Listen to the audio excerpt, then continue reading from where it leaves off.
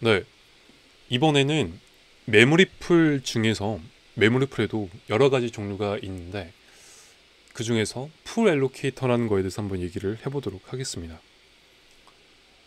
먼저 이 풀 엘로케이터는 보통 저희가 어떤 뭐 픽스드라고도 불러요. 픽스드 사이즈 엘로케이터라고도 보통 얘기를 합니다.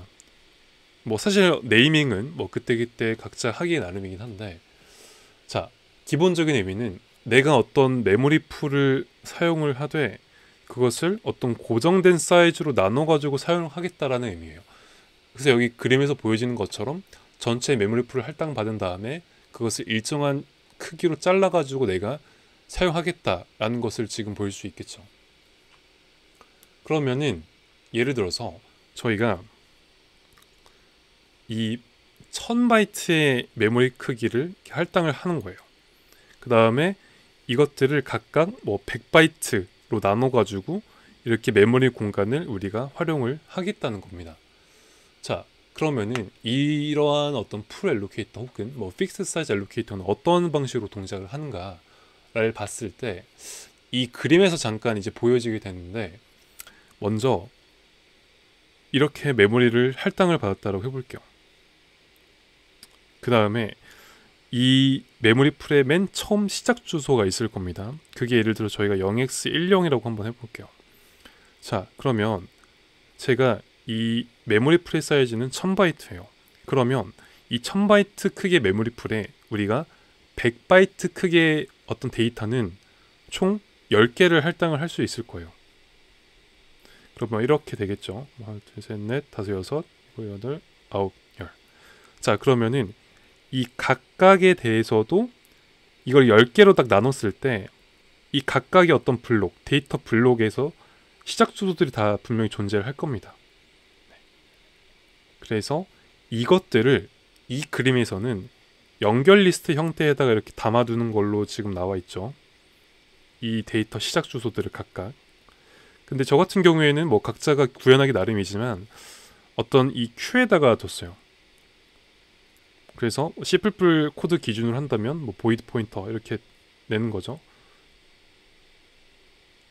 그래서 맨 처음에 저희가 어떤 이 메모리 풀을 할당했을 때 할당하자마자 이렇게 각각 데이터 블록의 시작 주소들을 이 큐에다가 담습니다. 그럼 내가 예를 들어서 엘록을 하고 싶다라고 한다면 이 큐에서 팝을 해요. 그러면은 우리가 예를 들어서 이런 어떤 시작 주소를 반환을 하게 되겠죠. 그럼 여기에 대해서 저희가 이 생성자 호출만 해주면 되는 거예요. 반대로 우리가 이제 프리를 하고 싶다라고 한다면 프리 예를 들어 0x10이라고 해볼게요. 그러면은 여기에 대해서 또 소멸자를 호출을 해주는 거죠. 컨스트럭터, 그 다음에 이 디스트럭터, 그 다음에 다시 이 큐에다가 푸시만 해주면 돼요. 이러한 방식으로 저희가 고정 크기 엘로케이터를 사용을 할 수가 있다는 거죠. 자, 그러면은 이 나중에 가서 얘기를 하겠지만 이런 고정 크기 엘로케이터의 장점은 저희가 어떤 이 메모리 풀에서 메모리를 할당하고자 할 때 5의 1시간으로 할당하고 해제할 수가 있어요. 그냥 이 큐에서 푸시하고 팝만 해주면 되니까. 그런 면에서 어떤 할당 해제 속도에 있어서는 속도가 빠르다라는 장점이 있겠죠. 다만 단점은 뭐냐? 플렉스블 하지가 않아요. 예를 들어서 우리가 이 메모리 쿨을 무조건 100바이트로 이 데이터를 나누겠다라고 지금 명시를 해놓은 상황이란 말이죠. 그러면은 우리가 뭐 120짜리라던가 200짜리라던가 300짜리라던가 이거보다 더 큰 데이터를 할당할 수가 없는 거예요. 메모리 풀을 그런 용도로 사용할 수가 없다는 거죠. 반대로 말해서 또 100이 아니라 뭐 예를 들어 10짜리 뭐냐면 50짜리를 할당은 할 수는 있겠지만 보면 이제 우리가 이 100이라는 데이터 블록에서 10만을 할당하겠다 한다면 이 90이 쓰이지 않는 거예요.